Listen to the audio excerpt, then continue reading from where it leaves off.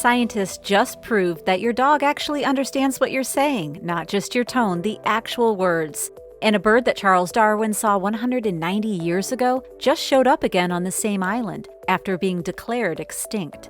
If you think the world is only getting worse, this video might change your mind.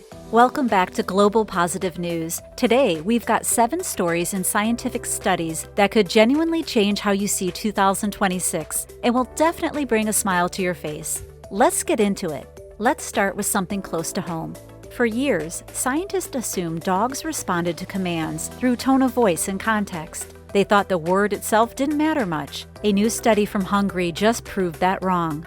Researchers at Eötvös Loránd University in Budapest used EEG scans to measure brain activity in 18 dogs. While the dogs listened to their owners say the names of familiar toys, the scientists watched what happened in their brains. When the owner showed the matching object, the brain activity was different than when they showed something else. The dogs weren't just reacting to sounds. They were forming mental pictures of specific objects when they heard the words. One researcher put it simply, when you say ball, your dog isn't just hearing a noise, it's picturing a ball. And here's what surprised the team the most. It didn't matter how many words a dog knew. Whether it recognized 5 words or 500, the same mental process occurred. Your dog understands more than it lets on. Now let's talk about something that might surprise you even more. A new study from the University of Arizona examined data of nearly 2 million species. What they found challenges the narrative you've probably heard for years. Extinction rates among plants, land animals, and insects actually peaked in the late 1800s and early 1900s. Since then, they've declined. Most of the species lost during that peak were island-dwelling animals, wiped out by invasive species like rats and pigs. The causes of historical extinctions were very different from the threats species face today. The researchers aren't saying biodiversity loss isn't serious. It is. But they're making an important distinction. The crisis isn't like an asteroid hitting Earth. It's a solvable problem. Conservation programs, habitat protections, and legal safeguards have made a real difference. Species that seem destined for extinction have recovered when given protection and funding. One researcher put it bluntly, if we frame this as an insurmountable catastrophe, people stop trying. But the data says targeted action can bend the curve. And that leads perfectly into our next story. In 1835, Charles Darwin visited Floreana Island in the Galapagos. He described a small black ground bird called the Galapagos rail. After that visit, no one saw it on Floreana again, until now. Researchers monitoring birds on the island recorded the rail at 3 different locations. That's 190 years after Darwin's sighting.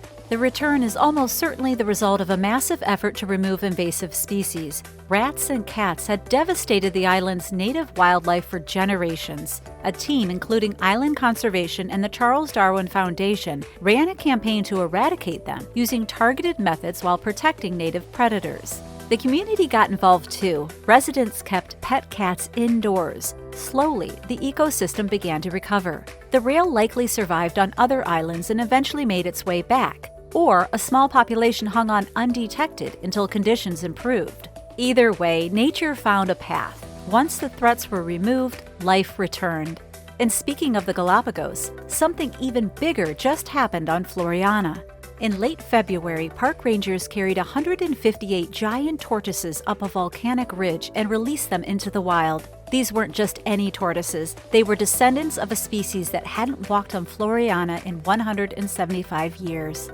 The original Floreana tortoise was hunted to extinction by whalers who used them for food on long voyages. By 1850, the species was gone. But decades ago, researchers discovered hybrid tortoises living on a distant volcano.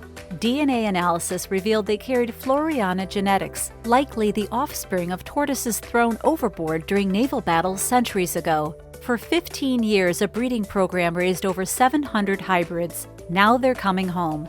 Each female can lay up to 8,000 eggs per season. Within 50 years, researchers expect thousands of tortoises will roam Floreana again. One farmer who watched the release said looking into a tortoise's eyes feels like communication. Now, after 175 years, that connection has been restored. If you're finding value in these stories, tap that like button. It really does help spread the word. Let's go underwater. Scientists aboard the Schmidt Ocean Institute's research vessel just completed an expedition along the entire length of Argentina's coastline. What they found stunned even the experts. They documented the largest known reef of Bathylia candida coral in the global ocean. It covers nearly half a square kilometer, roughly the size of Vatican City. They also discovered 28 suspected new species, including worms, coral, sea urchins, and anemones. And then there was the phantom jellyfish.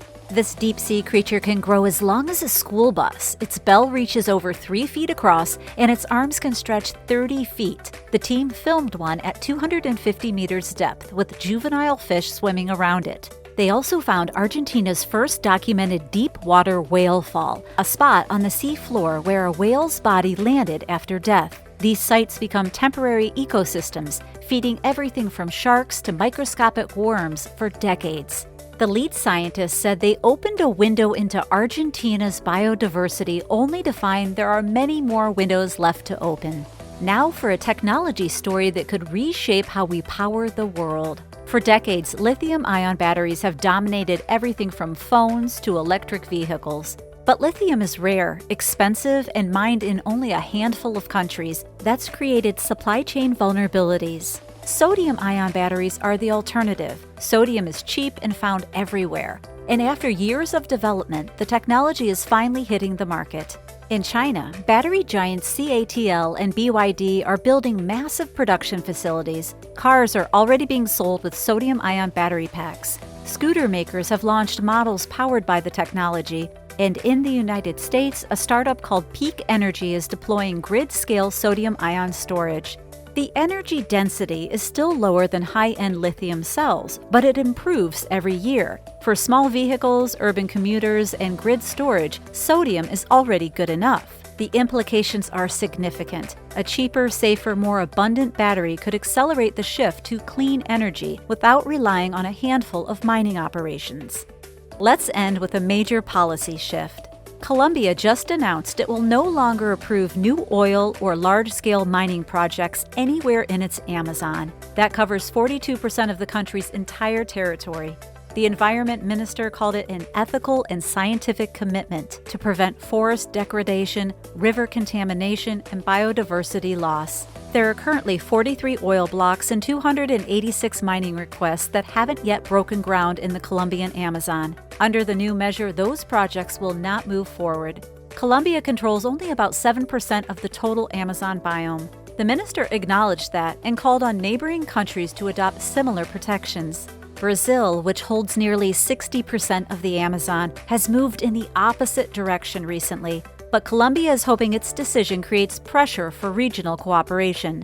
One researcher said future generations must be able to find nature in a healthy state. Conservation doesn't mean not using the land. It means being sustainable, responsible, and in harmony with it. And that's 7 reasons the world might be doing better than you thought. From dogs that understand language to tortoises returning after 175 years, from batteries made of salt to entire rainforests being protected, people are solving problems. If this video gave you something to feel good about, hit that like button and subscribe to Global Positive News. Stay positive, and we'll see you in the next video.